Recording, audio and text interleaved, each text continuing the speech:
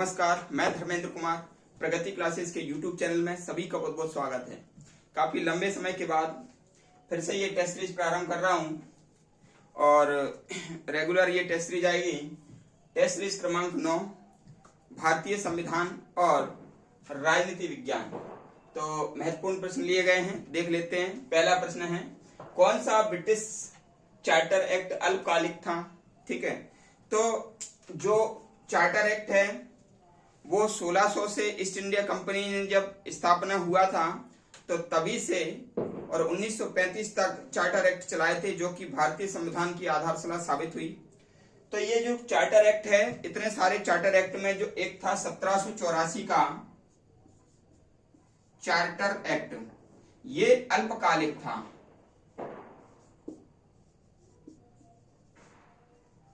(1784) का ये charter act अल्पकालिक था और इसे कहते हैं पिट्स का इंडिया एक्ट।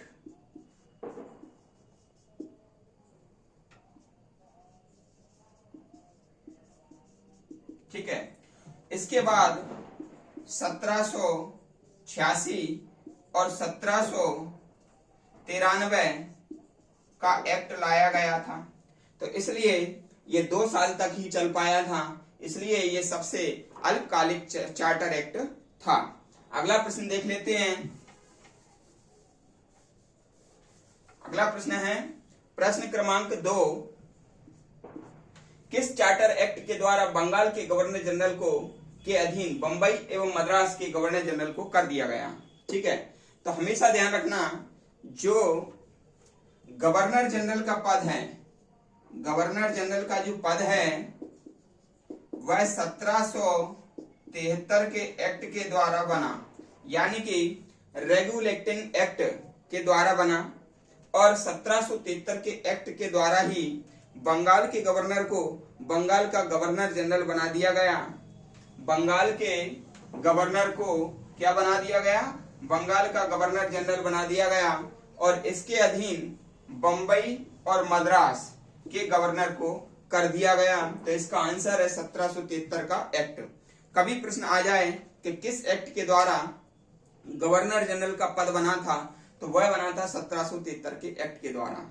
और 1773 के एक्ट के द्वारा बंगाल के गवर्नर को बंगाल का गवर्नर जनरल बना दिया गया और उसके अधीन बंबई और मद्रास के गवर्नर को कर दिया गया।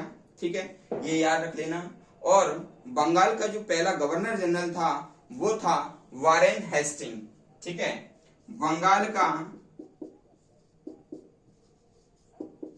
पहला गवर्नर जनरल वारेन हेस्टिंग।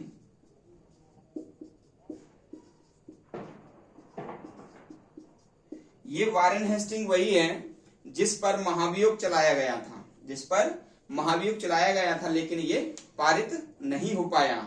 ठीक है, अगला प्रश्न देख लेते हैं। प्रश्न क्रमांक 3।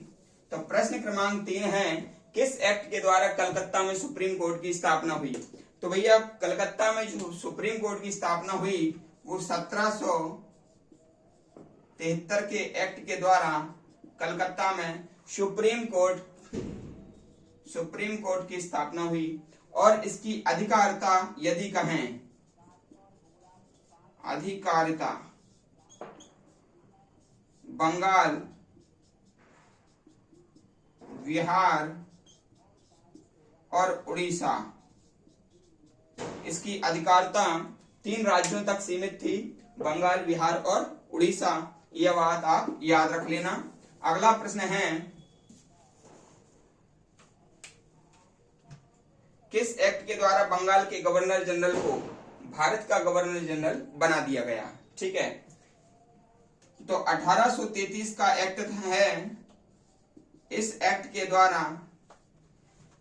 के द्वारा बंगाल के गवर्नर जनरल को पूरे भारत का गवर्नर जनरल बना दिया गया। और 1833 में भारत का पहला गवर्नर जनरल था Lord William Bentinck. Lord William Bentinck. ठीक है, बाद में एक ऐसी ट्रिक दूंगा जिससे कि आपका ये सारा जो कंफ्यूज है वो कंफ्यूजन दूर हो जाएगा। ठीक है, अभी आप देखते रहिएगा। तो 1833 के एक्ट के द्वारा लॉर्ड विलियम बेंटिंग जो है ना भारत का गवर्नर जनरल बना। ठीक है, अगला है प्रश्न, किस एक्ट द्वारा भारत के गवर्नर जनरल को वायसराय कहा जाने लगा? तो 1858 का एक्ट जब हुआ, जो 1857 की क्रांति हुई, उस क्रांति के द्वारा ईस्ट इंडिया कंपनी को भारत के क्रांतिकारियों द्वारा काफी मुकाबला करना पड़ा।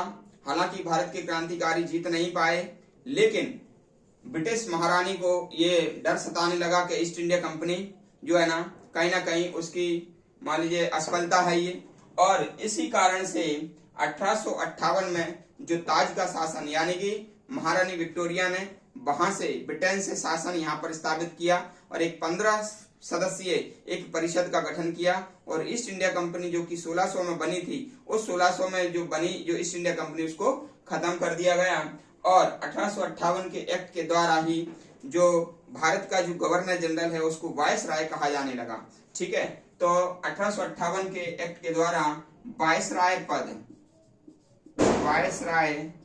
पद बना, यानी कि जो गवर्नर जनरल था, गवर्नर जनरल को क्या कहा जाने लगा? वायसराय कहा जाने लगा। और पहले वायसराय थे लॉर्ड कैनिंग,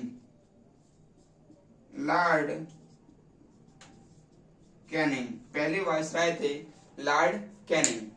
ठीक है, अगला प्रश्न देख लेते हैं। अगला प्रश्न है, केंद्र में द्विसदनात्मक विधायिका की स्थापना कब हुई? ठीक है ना, तो केंद्र में द्विसदनात्मक विधायिका यानी कि 1919 का एक्ट, 1919 का एक्ट के द्वारा केंद्र में द्विसदनात्मक विधायिका की स्थापना हुई। ठीक है, द्विसदन कौन कौन से थे? एक था केंद्रीय विधान परिषद, केंद्रीय विधान परिषद, केंद्रीय विधानसभा, और दूसरा राज्य परिषद। ठीक है, तो ये केंद्र में द्विसदनात्मक विधायिका की स्थापना की गई। ठीक है, 1919 के एक्ट के द्वारा। फिर है, भारतीयों को पहली बार गवर्नर जनरल की कार्यकारिणी में प्रवेश कब मिला? ठीक है, तो 1919 के एक्ट के द्वारा, 1919 के एक्ट के द्वारा भारतीयों को पहली बार गवर्नर जनरल की कार्यकारिणी परिषद में सदस्य के रूप में प्रवेश मिला, और पहले सदस्य थे सत्येंद्र प्रसाद सिन्हा, जो कि विधि सदस्य थे, विधि सदस्य परिषद में थे। तो ये बात भी हमको याद रखना है। फिर है, प्रांतों में द्वैध शासन लागू किस एक्ट के द्वारा हुआ था? तो प्रांतों में द्वैध शासन जो शुरू हुआ था वो 1919 के एक्ट के द्वारा ही हुआ था। प्रांतों में द्वैध शासन, और द्वैध शासन जो है, द्वैध शासन किसे कहते हैं? एक होता है हस्तांतरित विषय, हस्तांतरित विषय, और दूसरा होता है आरक्षित विषय, आरक्षित विषय। तो इन दोनों में बांट दिया गया है, ये प्रांत में चलता था। और द्वैध शासन जो है ना, द्वैध शासन जो है लियोनस कार्टिस, लियोनस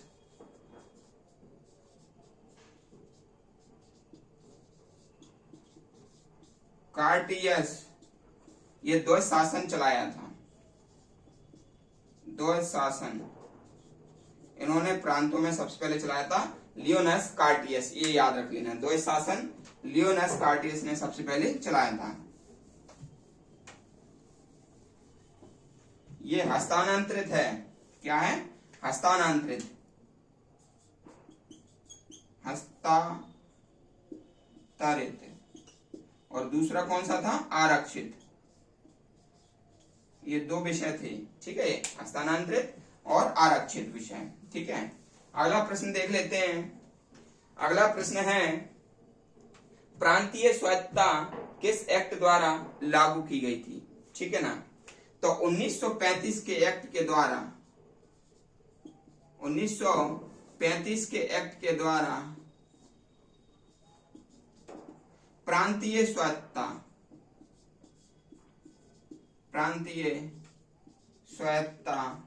दी गई। अब प्रांतीय स्वायत्तता क्या कहते हैं भाई? जो विधायी शक्ति है, विधायी शक्ति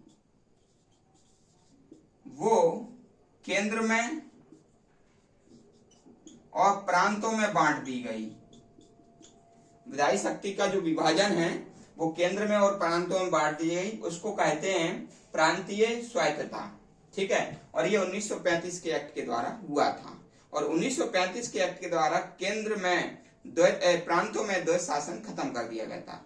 हमेशा ध्यान रखना, द्वैध शासन होता है आरक्षित और हस्तांतरित विषय, और प्रांतीय स्वायत्तता होता है विधायी शक्ति का केंद्र प्रांतों में बंटवारा। ठीक है, दोनों को याद रख लेना अच्छी तरह से। ठीक है। अगला प्रश्न है, महिलाओं को वोट देने का अधिकार किस एक्ट में मिला है? तो भैया 1919 का एक्ट है, महिलाओं को वोट देने का अधिकार मिला है। और 1893 में सबसे पहले न्यूजीलैंड ने महिलाओं को वोट देने का अधिकार दिया था। ठीक है। तो मैं आपको एक ट्रिक बताने वाला था, वो ट्रिक क्या है? 1757 गवर्नर जनरल, ठीक है ना, गवर्नर का पद बना था। कौन सा बना था? गवर्नर का पद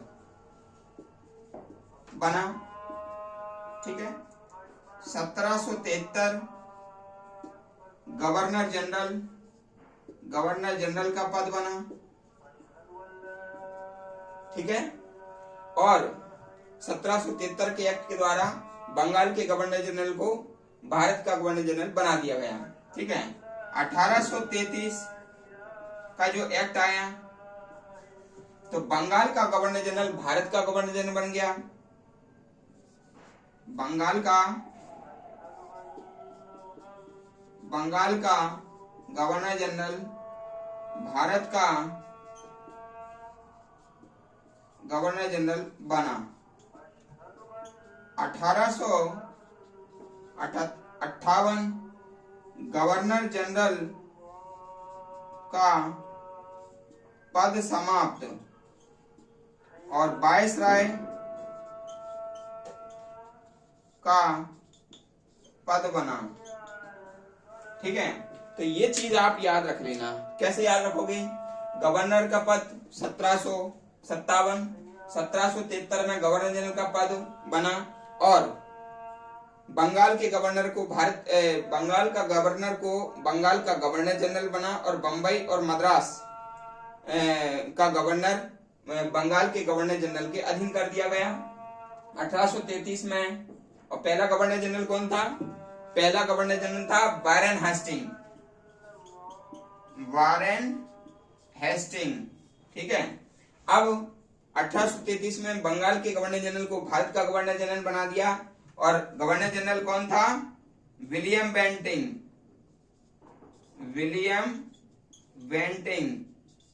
ठीक है। फिर गवर्नर जनरल का पद समाप्त कर दिया और वायसराय बना। और पहला वायसराय कौन था? Lord Canning. लॉर्ड माने होता स्वामी। उस समय अंग्रेज काल में ये बोलते थे ऐसा। ठीक है। तो ये हमारा आज का टेस्ट सीरीज है, टेस्ट सीरीज क्रमांक 9। कैसा लगा आप कमेंट्स करके बताएं। वीडियो को अधिक से अधिक शेयर करें।